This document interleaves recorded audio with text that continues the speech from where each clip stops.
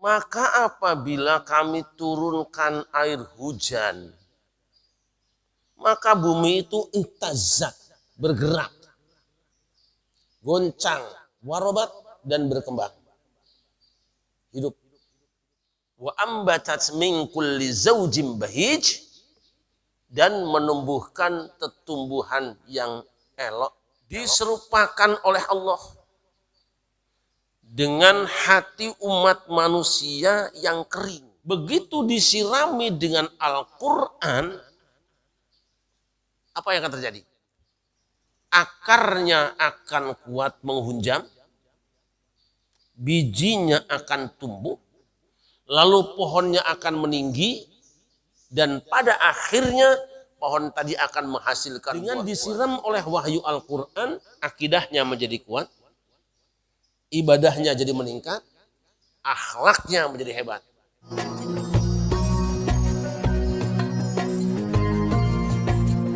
Assalamualaikum warahmatullahi wabarakatuh. Alhamdulillah wassalatu wassalamu ala Rasulillah wa ala alihi wa ashabihi wa man tabi'ahu wa wala. As'aluka Allahumma al-ijabah ala hadhihi niyyah al-Fatihah. A'udzu billahi minasy syaithanir rajim. Bismillahirrahmanirrahim. Alhamdulillahirabbil alamin arrahmanir rahim. Iyyaka na'budu wa iyyaka nasta'in. Ihdinas siratal mustaqim. Siratal ladzina an'amta 'alaihim ghairil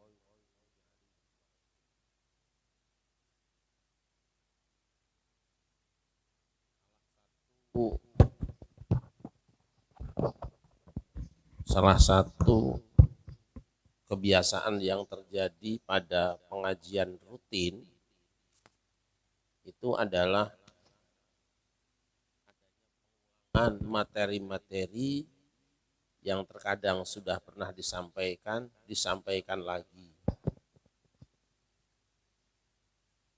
Dan salah satu ciri dari kehebatan Al-Quran itu adalah la yakhliqu bikasratir rad min kasratir rad.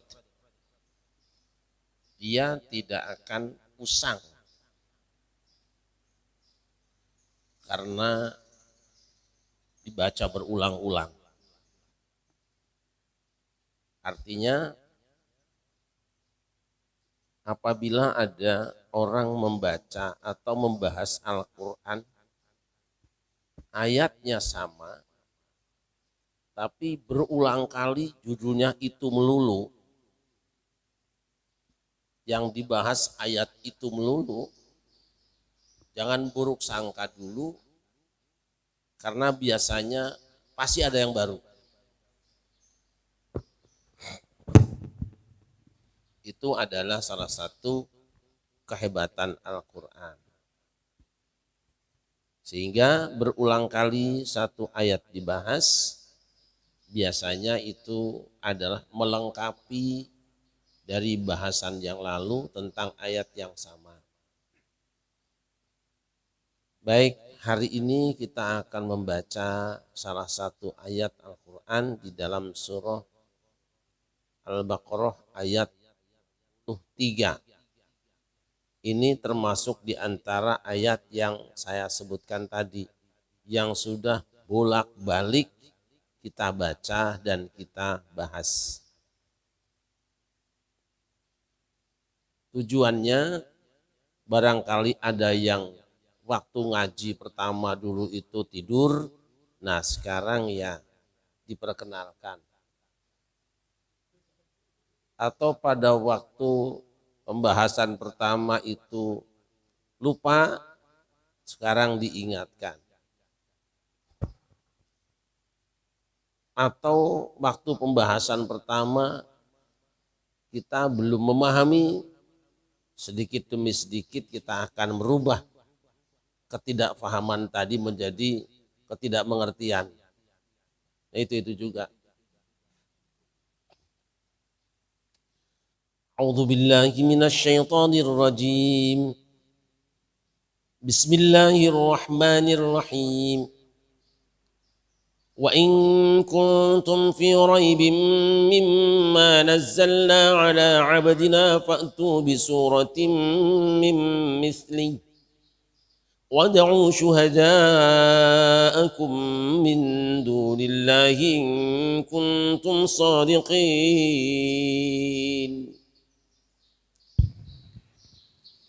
A'udzu billahi minasyaitonir rajim. Bismillahirrahmanirrahim. Dan jika kamu meragukan Al-Quran yang kami turunkan kepada hamba kami Muhammad, maka buatlah satu surah semisal dengannya dan ajaklah penolong-penolongmu selain Allah jika kamu orang-orang yang benar. Shadaqallahul azim. Kalau membaca ayat di muka umum sering merem karena dari pengalaman musabaqah tahfidzul Quran dan tafsirul Quran dulu. Jadi kalau lagi musabaqah tahfidzul Quran, kan di depan kita dewan juri tuh.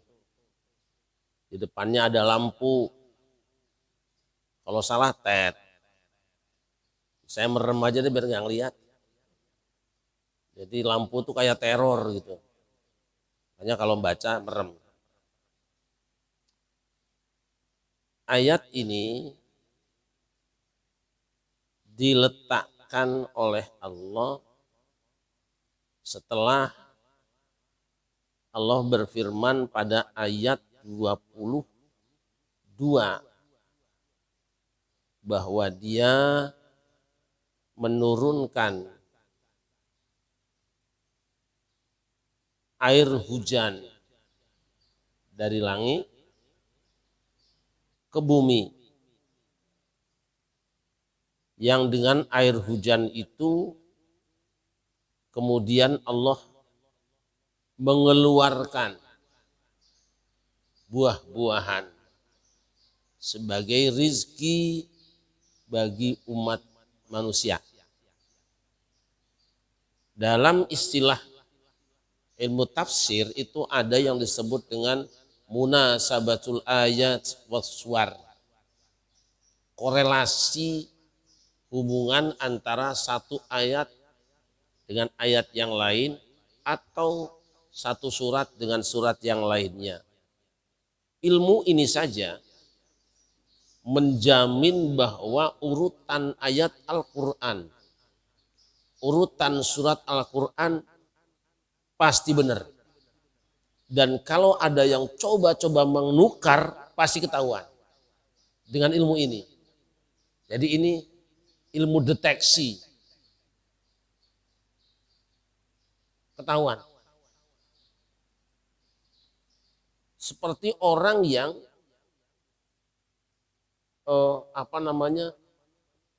bengkel mobil. Walaupun diadul-adul, suruh masang dia tahu. Ketika ada yang keliru masang, tahu dia. Bulan lalu saya ingat ada orang yang punya mobil, tapi masang gearnya apa itu salah. Seharusnya maju malah mundur. Apa namanya? Jadi ada dalamnya itu yang ketukar. Orang bingung, kok malah mundur? Matiin aja. Cek bengkel, pasti ini yang salah nih. Oh benar. Begitulah ayat Quran.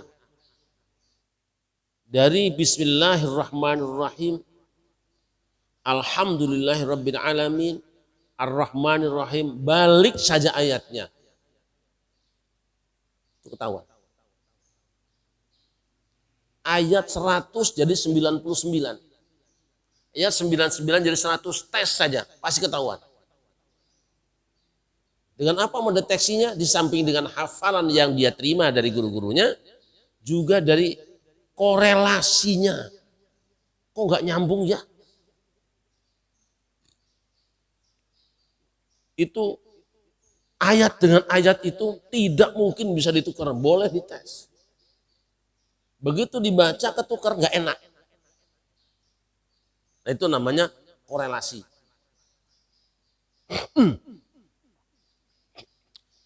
Dan dengan ilmu korelasi inilah, dengan ilmu munasabah ini diketahui makna ayat yang depan melalui ayat yang di belakangnya. Misalnya, ya ayyuhalladzina amanu kutiba alaikumus syiyamu kama kutiba alal ladzina min qablikum la'allakum tattaqun ayyaman ma'dudat, dan seterusnya. Nanti syahrul ramadhana. Di ayat 183 hanya ada perintah berpuasa, tidak disebut waktunya. Ayat 184 disebutkan ayyaman ma'dudat, hanya beberapa hari saja. Kapan itu? Baru ayat 185 syahrul ramadhana. Berarti puasa yang diwajibkan itu pada bulan Ramadan. Tapi hati-hati jangan sampai kita salah nanti. Sebab kalau salah nanti subhanalladzi asra bi 'abdihi laila, ayat berikutnya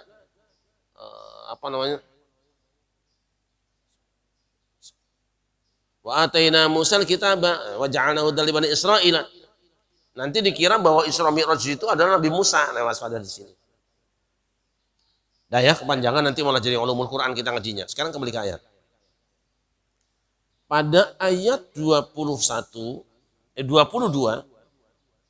Allah menyebutkan bahwa Dia menurunkan air dari langit, tentu hujan maksudnya. Air itu jatuh ke bumi, lalu bumi itu menumbuhkan pepohonan, tapi disingkat oleh Allah. Kami turunkan air langit, lalu kami keluarkan buah-buahan. Ya tentu saja bukan langsung keluar buah kan. Nah pada ayat ini, ayat 23, Allah mengatakan, wa in kuntum fi raibim mimma nazzalna. Jika kamu ragu terhadap apa yang kami turunkan. Tadi hujan, Allah turunkan. Sekarang ma nazzalna. Perhatikan indahnya Quran di sini.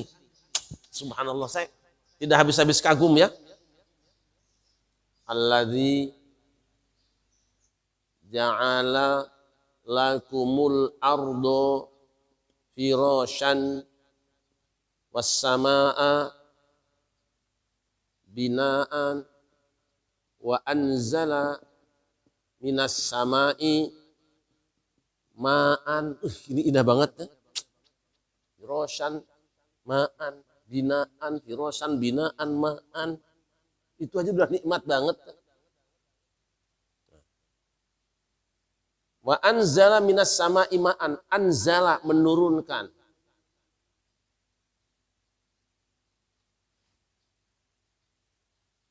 Di sini nazzalna.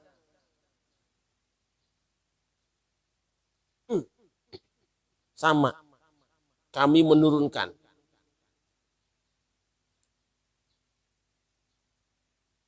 Jika kamu ragu tentang apa yang kami turunkan. Para ulama sepakat bahwa yang dimaksud dengan ma nazzalna di sini adalah Al-Quran. Ini Al-Quran. Ma nazzalna adalah Al-Quran. Dan para ulama sepakat abdina, hamba kami di sini adalah Muhammad sallallahu alaihi wasallam. Dah, gak ada masalah sampai situ. Yang dimaksud dengan ma nazzalna, yang kami turunkan adalah Al-Quran. Dan yang dimaksud dengan abdina adalah Nabi Muhammad sallallahu alaihi wasallam. Perhatikan. Ayat 21. Ya ayyuhan nasu budu. Nah, di sini ketemu. Ya ayyuhan nasu.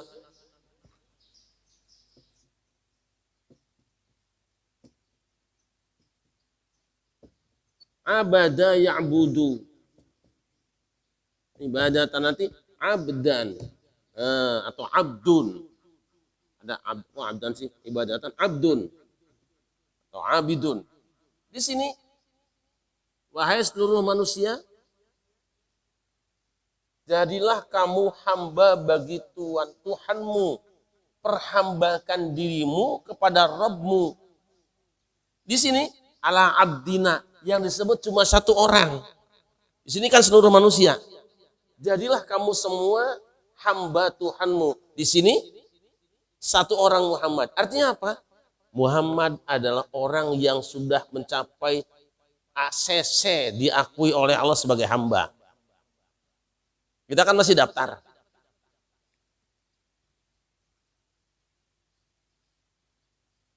Manusia yang langsung di hadapan Allah sudah diterima, diakui full bahwa dia berstatus hamba dan perilakunya mencerminkan penghambaan adalah Muhammad. Yang lain masih dalam proses seleksi.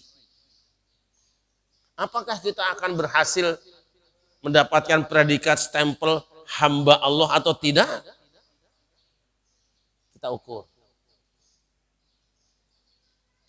Jangan-jangan kita belum naik dari status makhluk Allah menuju hamba Allah, kayaknya belum nyampe nih. Karena apa?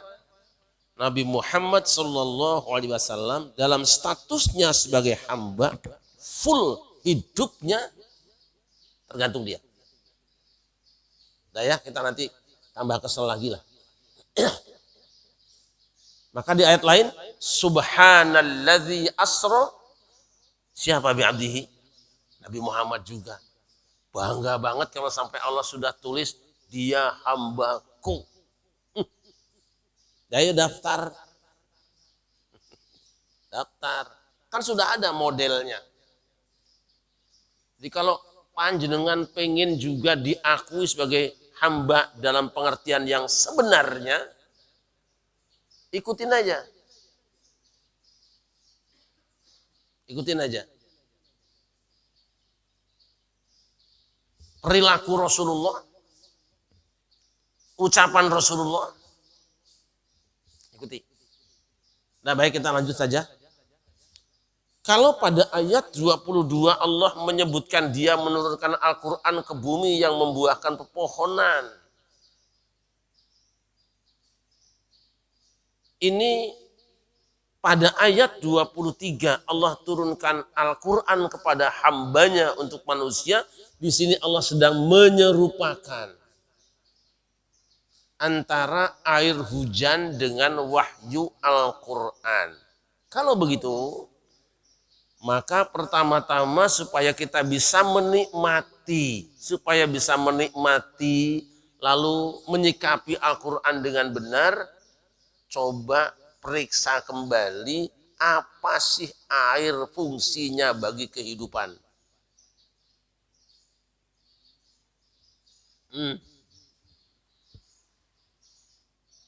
Kita lihat di dalam surah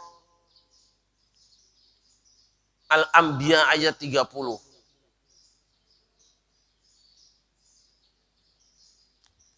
A'udzu billahi minasyaitonir rajim. Bismillahirrahmanirrahim.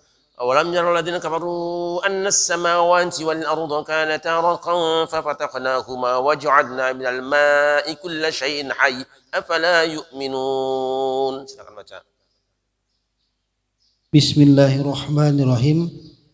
Dan apakah orang-orang kafir tidak mengetahui bahwa langit dan bumi keduanya dahulunya menyatu, kemudian kami pisahkan antara keduanya, dan kami jadikan segala sesuatu yang hidup berasal dari air.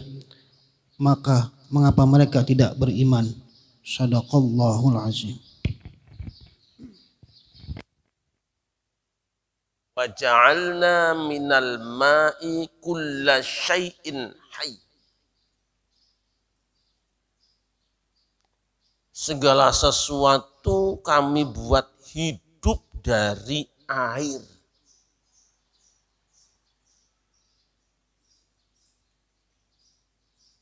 Berarti air itu sumber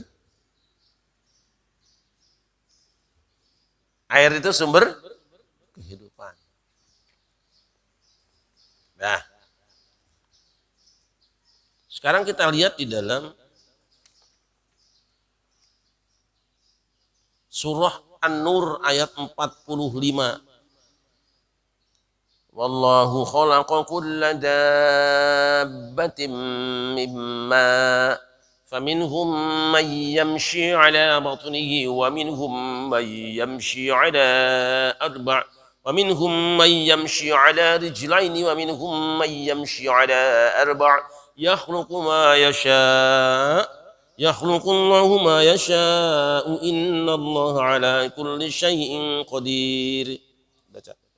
Benar yang 45 ya? Bismillahirrahmanirrahim. Dan Allah menciptakan semua jenis hewan dari air, maka sebagian ada yang berjalan di atas perutnya dan sebagian berjalan dengan 2 kaki, sedang sebagian yang lain berjalan dengan 4 kaki. Menciptakan apa yang Dia kehendaki, sungguh Allah Maha Kuasa atas segala sesuatu. Shadaqallahul azim. Semua binatang melata itu dibuat dari air. Begitu pentingnya air.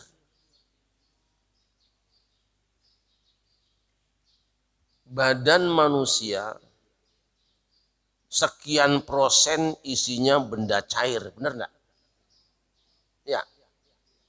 Kawasan bumi sebagian besarnya juga air. Itu.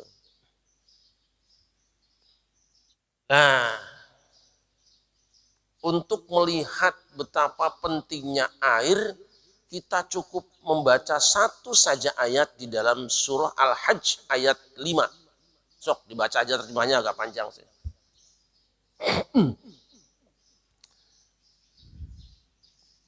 Yuk dibaca. Bismillahirrahmanirrahim. Wahai manusia, jika kamu meragukan hari kebangkitan, sesungguhnya kami telah menciptakan orang tua kamu, Nabi Adam, dari tanah. Kemudian kamu sebagai keturunannya kami ciptakan dari setetes air mani, lalu segumpal darah, lalu segumpal daging, baik kejadiannya sempurna maupun tidak sempurna, agar kami jelaskan kepadamu tanda kekuasaan kami dalam penciptaan. Kami tetapkan dalam rahim apa yang kami kehendaki sampai waktu yang sudah ditentukan. Kemudian kami mengeluarkanmu sebagai bayi, lalu kami memeliharamu hingga kamu mencapai usia dewasa. Di antara kamu ada yang diwafatkan dan ada pula yang dikembalikan ke umur yang sangat tua, sehingga dia tidak mengetahui lagi sesuatu yang pernah diketahuinya. Atau pikun, kamu lihat bumi itu kering, jika kami turunkan air hujan di atasnya, ia pun hidup dan menjadi subur serta menumbuhkan berbagai jenis tumbuhan yang indah. Shadaqallahul azim.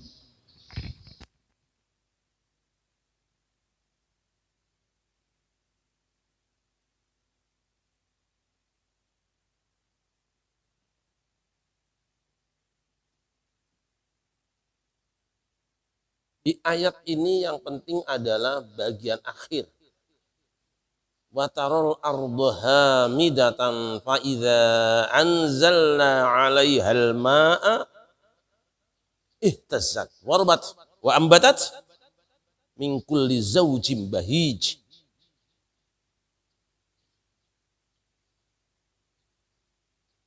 Kamu lihat bumi itu kering kerontang. Maka apabila kami turunkan air hujan, maka bumi itu ihtazat, bergerak, goncang. Itu aslinya fahtazal arsyu, tazat, warobat, dan berkembang, hidup. Wa ambatat min kulli zawjin bahij, dan menumbuhkan tumbuhan yang elok-elok. Zata bahjah, al-bahjah itu elok, bagus. Makanya kalau di perumahan elok mestinya masjidnya al-bahjah.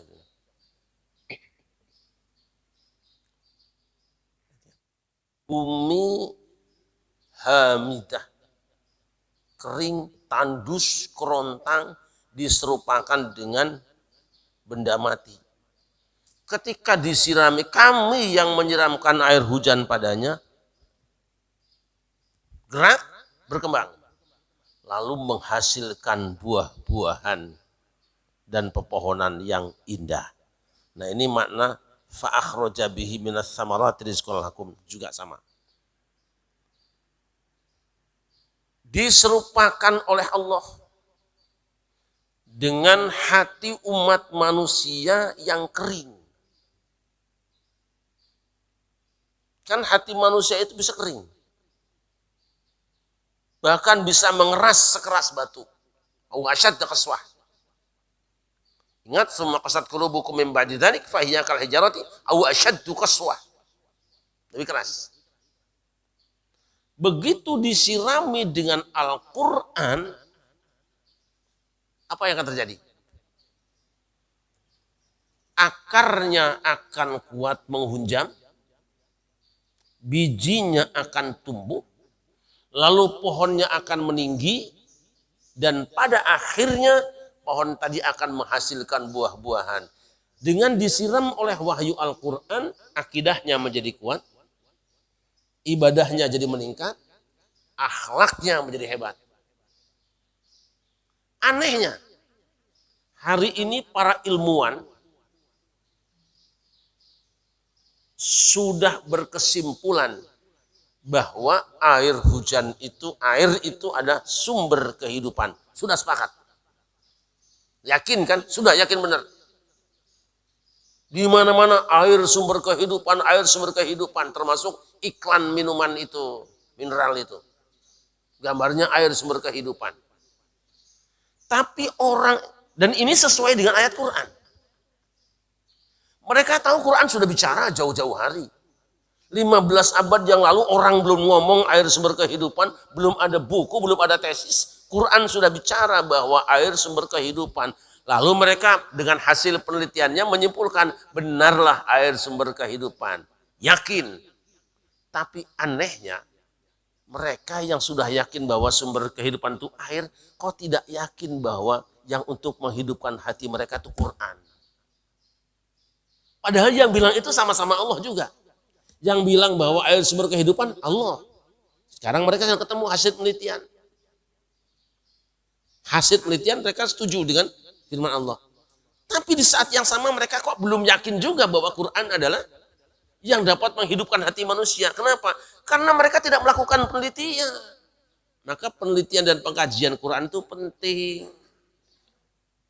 Diwarisi saja. Apa-apa yakin dengan yang kedengaran dari bapaknya. Udah lah Pak, Tuhan kayak gini ya sudah biar aja. Kritik Al-Quran terhadap kesalahan-kesalahan mereka tidak pernah mereka baca dan renungkan. Nah, berarti kita butuh dengan Al-Quran. Penting mana? Air apa Al-Quran? Saya kan bertanya bukan pakai kata lebih deh. Susah banget sih. Lebih penting mana air dengan Al-Quran? Mana yang lebih berbahaya? Tubuh yang kekurangan air atau hati yang kekurangan Quran? Lihat orang sibuk berobat. Setelah diperiksa dokter ternyata kekurangan cairan sampai di... Ada nggak orang yang merasa sakit? Aku ini kok hatiku kok meriang banget ya. Kayaknya perlu diinfus Quran nih, ada?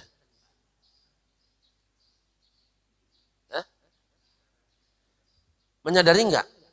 Memang namanya hati mah nggak ada berasa sakit kayak orang liver kan.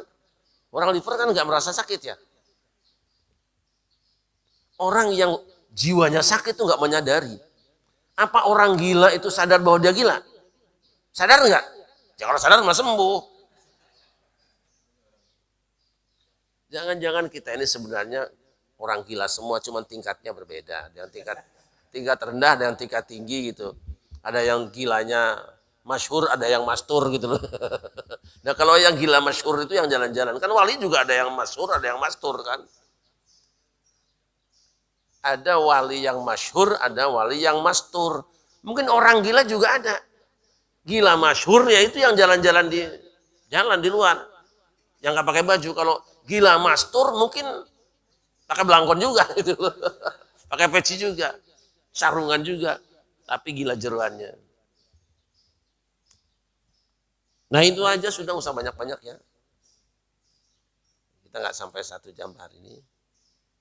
Ayo kita mulai memeriksa diri kita dulu ya, diri kita dulu. Apa diri kita ini memang bumi yang tandus atau bumi yang lumayan. Tapi kalau subur kayaknya enggak deh. Jangan mengklaim lah. Saya nggak percaya. Bagaimana kok bilang bumi subur, ngaji aja ngantuk. Tapi mungkin itu kebanyakan disiram hujan jadi akhirnya busuk dulu gitu. Bukan. Kalau yang ngaji ngantuk tuh bukan kebanyakan pengajiannya, pengajian gadangnya malam. Tadi malam kan liatin WA mulu tuh. Ya kelihatan matanya bendul. Kalau anakmu, kalau istrimu, kalau negerimu kerontang itu berdebu. Akhlak kita itu debu semua. Berlaku kita ini kayak debu semua. Ayo kita mulai. Tadi, manusia tidak ragu tentang pentingnya air. Dan mereka menyimpulkan jauh setelah Allah mengatakannya. Kok nggak mikir ya? Berarti firman Tuhan ini benar. Coba yang berikutnya. Bahwa Al-Quran itu adalah sumber kehidupan rohani. Kenapa mereka tidak melakukan observasi? Kenapa mereka tidak lihat hasil penelitian orang bahwa ketika Al-Quran dibaca akan berpengaruh pada benda yang dibacakan Quran padanya? Ada pengaruh enggak? Ada. Benda yang benda mati saja, yang tidak punya nyawa, tidak punya ruh, begitu dibacakan Al-Quran, ada bekasnya, ada berdampaknya. Saya punya burung tuh, diem aja, disetelkan Quran bunyi juga. Aneh sebenarnya. Nembusnya kalimat-kalimat Al-Quran bukan hanya bisa diselaraskan dengan telinga manusia, telinga hewan bisa berselaras. Kenapa? Karena ini firman Tuhan, bukan ucapan manusia. Siapapun yang mengucapkannya asal benar, maka dia akan bisa diselaraskan dengan seluruh alam. Ditempel di mana saja Quran itu berpengaruh. Saya belum melakukan uji coba kalau misalnya buah-buahan yang satu dibacakan Bismillah, kemudian yang satu tidak dibacakan Bismillah. Itu lebih awet yang mana kira-kira? Kalau Ustaz Taufik lebih awet yang tidak dibaca. Sebab begitu dibaca Bismillah langsung dimakan masalahnya. Maksud saya gini, energi Bismillah ketika ditiupkan pada benda-benda, apakah ada pengaruhnya memberikan kekuatan? Itu kita belum melakukan uji coba. Tapi bahwa ayat-ayat Al-Quran yang dibaca kepada benda-benda tertentu, itu ada dampak positifnya, semua orang sudah tahu. Terbukti ayat kursi, ketika dibaca dia mengalahkan ayat-ayat yang lain. Dan ini pembuktian sabda Nabi, Sayyidu ayil Quran ayatul kursi. Tuannya semua ayat-ayat Quran itu ayat kursi. Maka dia paling hebat. Apa namanya? Energinya paling kaya. Namanya Tuhan kan, tentu paling kaya. Paling komplit. Dan ketika sinar itu digunakan untuk kebutuhan manusia dalam pengobatan dan lain sebagainya, ada dampaknya. Yang jadi masalah adalah ketika kita memberikan minum ayat Al-Quran, minum air yang sudah dibacakan Quran, dia harus diterima di gelas yang memang pas.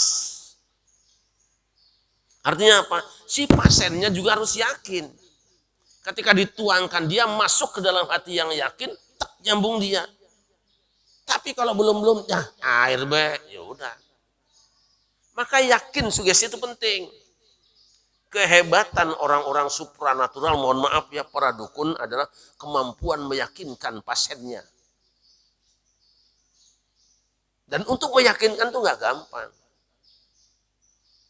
Kita harus yakin. Ya kadang-kadang sih yakin muncul juga kalau lagi parah-parahnya kan, tapi udah terlambat kan. Udah koma baru yakin. Meyakinkan orang.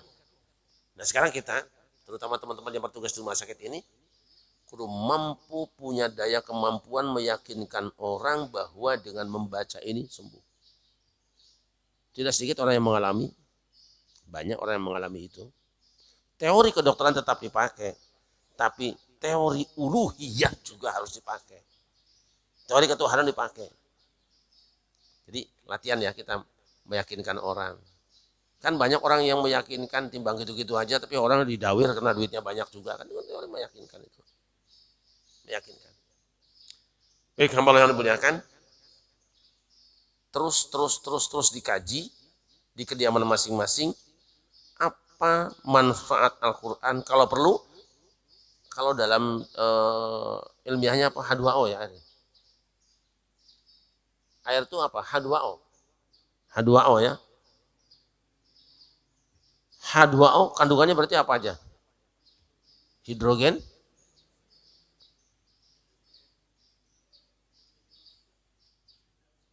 oksigen. Coba renungkan. Dia yang menyerupakan Quran dengan air hujan. Ini adalah hidrogen dan oksigennya hatimu. Bisa bayangkan kalau badan kurang oksigen kayak apa? Kurang hidrogen kayak apa?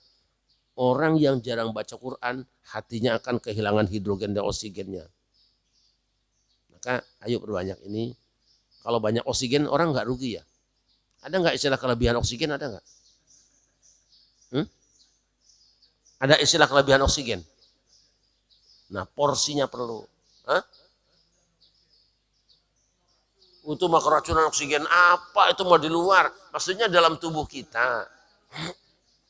Dalam tubuh kita tidak ada istilah kelebihan oksigen. Yang banyak kurang. Itu mah karbon dioksida mungkin kali ya. Itu keracunan makan kertas karbon kali. Ya, ayo.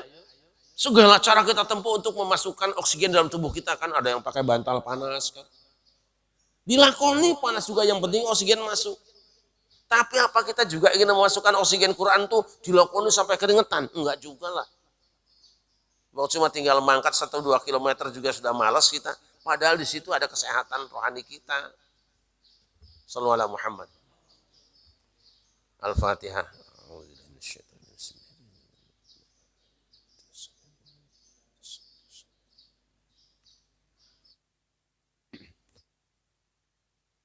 Sallallahu alaihi sayyidina Muhammad wa ala sayyidina Muhammad sayyidil awwalina wal akhirin wasallam radhiyallahu tabaraka wa ta'ala an kulli sahabati Rasulillah ajma'in.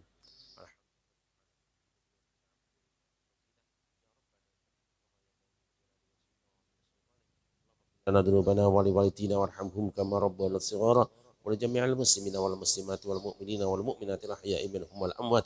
Rabbana la tuzigh qulubana ba'da idh hadaytana wa hab lana min ladunka rahmatan innaka antal wahhab.